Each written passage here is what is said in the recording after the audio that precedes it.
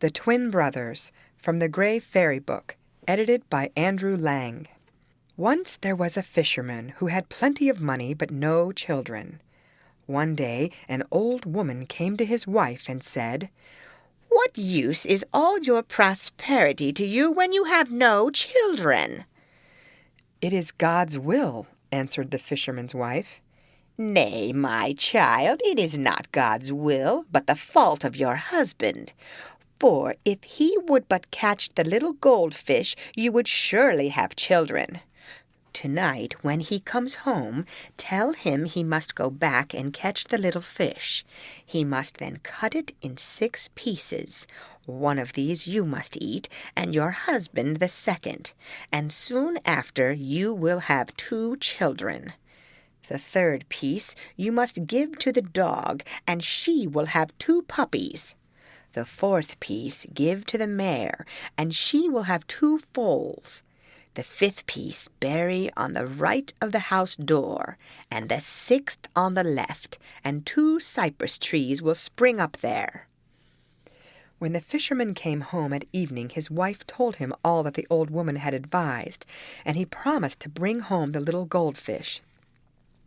Next morning, therefore, he went very early to the water and caught the little fish. Then they did as the old woman had ordered, and in due time the fisherman's wife had 2 sons, so like each other that no one could tell the difference. The dog had 2 puppies exactly alike. The mare had 2 foals, and on each side of the front door there sprang up 2 cypress trees precisely similar. When the 2 boys were grown up, they were not content to remain at home, though they had wealth in plenty, but they wished to go out into the world and make a name for themselves. Their father would not allow them both to go at once, as they were the only children he had. He said, "First one shall travel, and when he is come back, then the other may go." So the one took his horse and his dog and went, saying to his brother, "So long as the cypress trees are green, that is a sign that I am alive and well. But if one begins to wither, then make haste and come to me." So he went forth into the world. One day he stopped at the house of an old woman, and as at evening he sat before the door, he perceived in front of him a castle standing on a hill. He asked the old woman to whom it belonged, and her answer was, "My son, it is the castle of the fairest in the land." "And I am come here to woo her." "That, my son, many have sought to do, and have lost their lives in the attempt, for she has cut off their heads and stuck them on the post you see standing there." "And the same will she do to me, or else I shall be victor, for tomorrow I go there to court her." Then he took his zither and played upon it so beautifully that no one in all the land had ever heard the like, and the princess herself came to the window to listen. The next morning the fairest in the land sent for the old woman and asked her, "Who is it that lives with you and plays the zither so well?" "It is a stranger, princess, who arrived yesterday evening," answered the old woman, and the princess then commanded that the stranger should be brought to her. When he appeared before the princess, she questioned him about his home and his family, and about this and that, and confessed at length that his zither playing gave her great pleasure, and that she would take him for her husband. The stranger replied that it was with that intent he had come.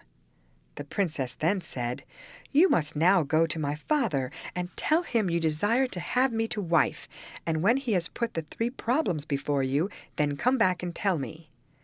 The stranger then went straight to the king and told him that he wished to wed his daughter, and the king answered, "I shall be well pleased, provided you can do what I impose upon you. If not, you will lose your head. Now listen. Out there on the ground there lies a thick log, which measures more than 2 fathoms. If you can cleave it in 2 with one stroke of your sword, I will give you my daughter to wife. If you fail, then it will cost you your head." Then the stranger withdrew and returned to the house of the old woman sore distressed, for he could believe nothing but that next day he must atone to the king with his head. and so full was he of the idea of how to set about cleaving the log that he forgot even his zither. In the evening came the princess to the window to listen to his playing, and behold, all was still. Then she called to him, "Why are you so cast down this evening that you do not play on your zither?" And he told her his trouble. But she laughed at it, and called to him, "And you grieve over that? Bring quickly your zither, and play something for my amusement, and early tomorrow come to me." Then the stranger took his zither and played the whole evening for the amusement of the princess. Next morning she took a hair from her locks and gave it to him, saying, "Take this hair and wind it round your sword. Then you will be able to cleave the log in two." Then the stranger went forth, and with one blow cleft the log in two.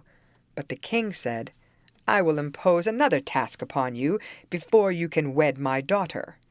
"Speak on," said the stranger. "Listen, then," answered the king. "You must mount a horse and ride 3 miles at full gallop, holding in each hand a goblet full of water. If you spill no drop, then I shall give you my daughter to wife. But should you not succeed, then I will take your life." Then the stranger returned to the house of the old woman, and again he was so troubled as to forget his zither. In the evening the princess came to the window as before to listen to the music, but again all was still, and she called to him, "What is the matter that you do not play on your zither?" Then he related all that the king had ordered him to do, and the princess answered, "Do not let yourself be disturbed, only play now, and come to me tomorrow morning." Then next morning he went to her, and she gave him her ring, saying, "Throw this ring into the water, and it will immediately freeze, so that you will not spill any." The stranger did as the princess bade him, and carried the water all the way. Then the king said, "Now I will give you a third task, and this shall be the last. I have a negro who will fight with you tomorrow, and if you are the conqueror you shall wed my daughter." The stranger returned full of joy to the house of the old woman, and that evening was so merry that the princess called to him, "You seem very cheerful this evening. What has my father told you that makes you so glad?" He answered, "Your father has told me that tomorrow I must fight with his negro. He is only another man like myself, and I hope to subdue him and to gain the contest." But the princess answered, "This is the hardest of all. I myself am the black man, for I swallow a drink that changes me into a negro of unconquerable strength. Go tomorrow morning to the market, buy 12 buffalo hides, and wrap them round your horse. Fasten this cloth round you, and when I am let loose upon you tomorrow, show it to me, that I may hold myself back and may not kill you. Then when you fight me, you must try to hit my horse between the eyes, for when you have killed it, you have conquered me." Next morning, therefore, he went to the market and bought the 12 buffalo hides, which he wrapped round his horse. Then he began to fight with the black man, and when the combat had already lasted a long time, and 11 hides were torn, then the stranger hit the negro's horse between the eyes, so that it fell dead, and the black man was defeated. Then said the king, "Because you have solved the 3 problems, I take you for my son-in-law." But the stranger answered, "I have some business to conclude first. In 14 days I will return and bring the bride home." So he arose and went into another country, where he came to a great town, and alighted at the house of an old woman. When he had had supper, he begged of her some water to drink, but she answered, "My son, I have no water. A giant has taken possession of the spring, and only lets us draw from it once a year, when we bring him a maiden. He eats her up, and then he lets us draw water. Just now it is the lot of the king's daughter, and tomorrow she will be led forth." The next day, accordingly, the princess was led forth to the spring, and bound there with a golden chain. After that all the people went away, and she was left alone. When they had gone, the stranger went to the maiden and asked her what ailed her that she lamented so much, and she answered that the reason was because the giant would come and eat her up. and the stranger promised that he would set her free if she would take him for her husband, and the princess joyfully consented. When the giant appeared, the stranger set his dog at him, and it took him by the throat and throttled him till he died, so the princess was set free. Now when the king heard of it, he gladly consented to the marriage, and the wedding took place with great rejoicings. The young bridegroom abode in the palace 101 weeks. Then he began to find it too dull, and he desired to go out hunting. The king would fain have prevented it, but in this he could not succeed. Then he begged his son-in-law at least to take sufficient escort with him, but this too the young man evaded, and took only his horse and his dog. He had ridden already a long way when he saw in the distance a hut, and rode straight towards it in order to get some water to drink. There he found an old woman from whom he begged the water. She answered that first he should allow her to beat his dog with her little wand, that it might not bite her while she fetched the water.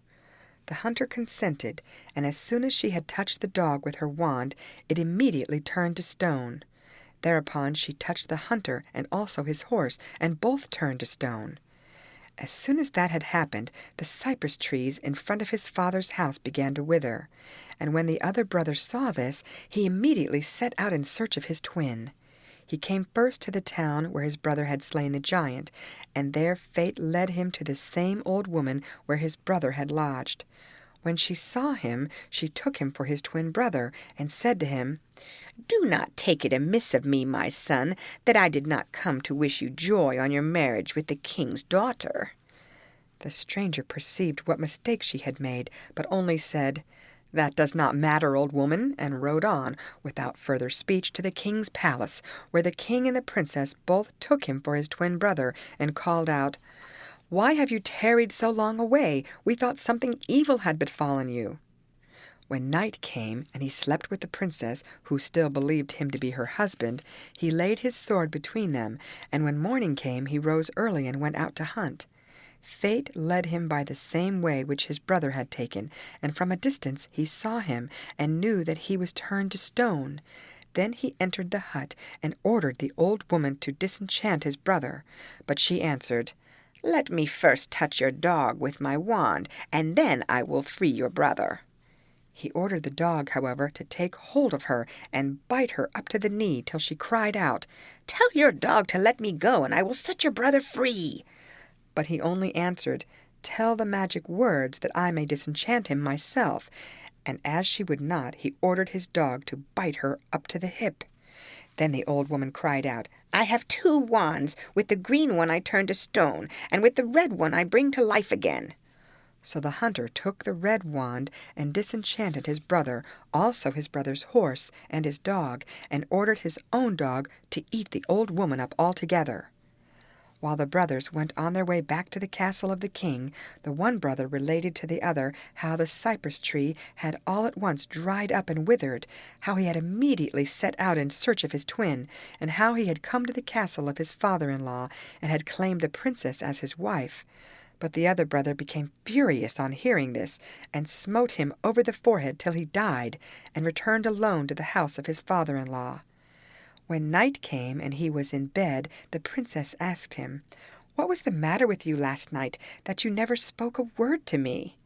Then he cried out, "That was not me, but my brother, and I have slain him, because he told me by the way that he had claimed you for his wife." "Do you know the place where you slew him?" asked the princess, "and can you find the body?" "I know the place exactly." "Then tomorrow we shall ride thither," said the princess. Next morning, accordingly, they set out together, and when they had come to the place, the princess drew forth a small bottle that she had brought with her, and sprinkled the body with some drops of the water, so that immediately he became alive again. When he stood up, his brothers said to him, "Forgive me, dear brother, that I slew you in my anger." Then they embraced, and went together to the fairest in the land, whom the unmarried brother took to wife. Then the brothers brought their parents to live with them, and all dwelt together in joy and happiness. The end.